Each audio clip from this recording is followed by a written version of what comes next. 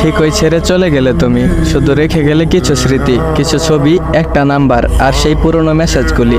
একদিন তোমার আমাকে মনে পড়বে, হয়তো আমার অভাব তোমার নিঃশ্বাসে খোঁচা দেবে, আমার সাথে একটু কথা বলার জন্য তৃষ্ণার্ত হয়ে থাকবে, আমার সাথে একটু কথা বলার জন্য তোমার বুকটা হাহাকার করবে, আমাকে এক পলক দেখার জন্য তুমি ছটফট করবে।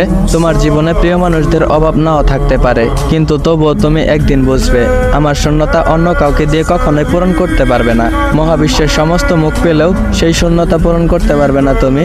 সেই দিন তুমি অনুশোচনার আগুনে পড়বে পাগলের মতো, আমায় খুঁজে ফিরবে, তবুও আফসোস করবে সেই দিন আর খুঁজে পাবে না আমাকে।